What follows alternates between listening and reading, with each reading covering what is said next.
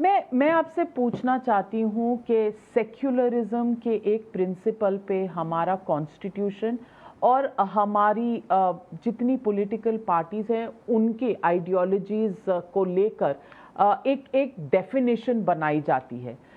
BJP हमेशा hardline Hindutva party कहलाई गई है, जबकि सेक्युलरिज्म का चोला हमेशा कांग्रेस और बाकी विपक्ष की पार्टियों ने ओढ़ा है। मैं आपसे पूछना चाहती हूं कि एक तरफ आप कहते हैं दीनदयाल उपाध्याय जी इंक्लूसिविस्ट फिलॉसफी को बिलोंग करते थे कि सबको साथ लेके चलो, और प्रधानमंत्री नरेंद्र मोदी जी की भी ये फिलॉसफी है और ये उनकी लाइन भी है जो वो कई बार इस्तेमाल करते हैं, सबका साथ, सबका विकास, सबका विश्वास। मैं पूछना चाहती हूं कि इस इंक्लूसिविस्ट आइडियोलॉजी या फिलॉसफी कह लीजिए इसे, इसमें expressions like the fact that कोई भी मुसलमान एमएलए ना हो उत्तर प्रदेश जैसे विधानसभा में, टिकट ही ना दी जाए किसी को, या कांग्रेस मुक्त भारत आपके क्रिटिक्स कहते हैं, इस तरह की सोच जो है वो इंक्लूसिविज्म और सेक्युलरिज्म के साथ नहीं चलती। इस पर आप क्या जवाब दें? नहीं, इस विषय पर मैंने किताब में विस्तार से चर्चा जरूर किया था। पहली बात तो there is no such thing called hardline Hindutva. जिस हिंदुत्व विचार जो दीनदयाल जी के एकात्म मानव दर्शन से प्रेरित है, वो हार्डलाइन हो ही नहीं सकता है। या तो ये हार्डलाइन बिहेवियर है या हिंदुत्व है। पर बड़ा प्रश्न आपका सेकुलरिज्म को लेकर है। देखिए, सेकुलरिज्म एक बहुत डिस्टॉर्टेड हमारे देश की पॉलिटिकल परिभाषा बन गई है। अ, वैसे तो आपने, क्योंकि यूपी में किसी एक हमारे पार्टी ने मुस्लिम को सीट नहीं दी, ये बात पूछ रहे हैं। मैं तो आपको उदाहरण दे सकता हूँ, कांग्रेस पार्टी ने तो गुजरात में नहीं दिया। ये हो सकता है राजनीतिक कारणों से कोई किसको खड़ा करना है, ये एक राजनीतिक उद्देश्य से करते हैं। उसको कोई किसी समाज को एक्सक्लूड कर रहे हैं, ऐसा सोचने का कोई कारण नहीं है। बट सेकुलरिज्म की एक फंडामेंटल प्रॉब्लम है। चाहे सेकुलरिज्म दुनिया में भी, वेस्ट में भी एक प्रकार का नहीं है। आप फ्रेंच सेकुलरिज्म को लेंगे, वहां रिलीजन को पास में भी नहीं आने देते हैं, वो सेकुलरिज्म है। कंप्लीट रिजेक्शन ऑफ रिलीजन है। पर अमेरिकन सेकुलरिज्म में complete full freedom to all religions है। वहां तो प्रधान राष्ट्रपति तो बाइबल को हाथ में रखकर ओथ लेते हैं। इसलिए वेस्ट में भी कोई सेकुलरिज्म एक परिभाषित नहीं है, अलग अलग है। जहां तक भारत का प्रश्न है, सभी धर्म, सभी पंथ संप्रदायों के प्रति समान आदर रखकर चलना चाहिए, और किसी के प्रति कोई विशेष स्पेशल स्टेटस इस प्रकार का सोच नहीं होना चाहिए। ये भारतीय सेकुलरिज्म होना चाहिए। ये बात दीनदयाल जी केवल नहीं कहे हैं, कॉन्स्टिट्यूएंट असेंबली के बहस में भी इस पर बड़ी चर्चा होकर इस निष्कर्ष पर हमारे संविधान निर्माताओं ने पहुंचा था। ये अलग बात है। आज हमने सेकुलरिज्म के अर्थ ये बना दिया कि कोई भी हिंदू कहता है तो उसको सांप्रदायिक कह दो, कोई माइनॉरिटी कहता है उनको सेकुलर कह दो।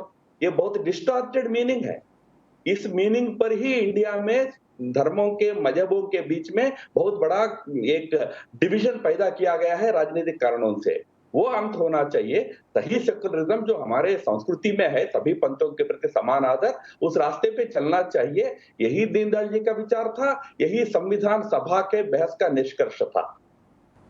राम माधव जी, आप आरएसएस के साथ काफी वक्त से जुड़े हुए हैं, तो मैं आपसे पूछना चाहती हूँ, आरएसएस का एक व्यू रहा है, चाहे वो सोसाइटी के बारे में हो, चाहे वो इकोनॉमी के बारे में हो, चाहे वो इंडियननेस के बारे में हो।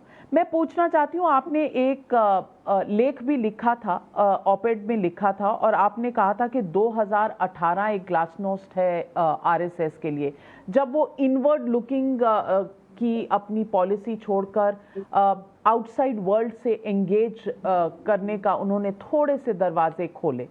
ये किस कॉन्टेक्स्ट में है, और ये जो दरवाजे खुले हैं ये कितने से खुले हैं?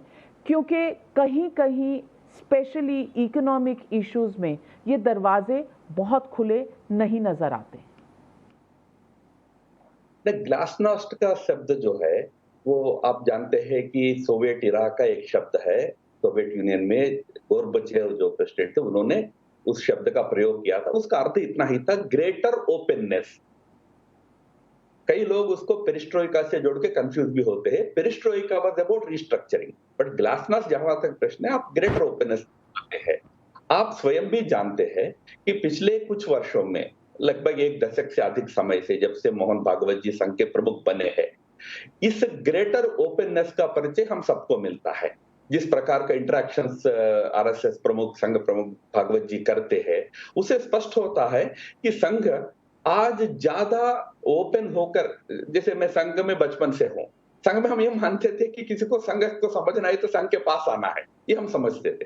पर आज एक ऐसा एक बदलाव आया है कि संघ कई लोगों के पास जा रहा है, यानी संघ प्रमुख जा रहे हैं, विभिन्न धर्मों के नेताओं के पास संघ प्रमुख आज जाकर मिलते हैं, विभिन्न दलों के लोगों से मिलते हैं, प्रबुद्ध लोगों से मिलते हैं, उद्योगपतियों से मिलते हैं, समाज के अनेक वर्गों से मिलते हैं। ये जो रीच आउट संघ ने प्रारंभ किया, इसके कॉन्टेक्स्ट में मैंने वो ग्लासनोस्ट का शब्द प्रयोग किया था, उसका और कोई बहुत बड़ा उसका अर्थ निकालने का कारण नहीं है।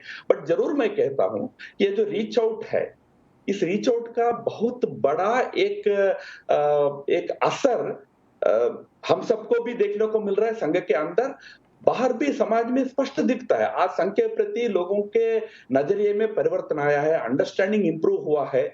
संघ को एक सकारात्मक दृष्टि से समझने का प्रयास कई लोग, कई वर्ग और कई सेक्शंस आज कर रहे हैं, इंक्लूडिंग मुस्लिम्स, क्रिश्चियंस, जो कभी संघ को शत्रु मानते थे, ऐसे लोग भी नए, जैसा संघ कहता है उनका कोई शत्रु नहीं है, इस बात को स्वयं आज अनुभूति कर रहे हैं।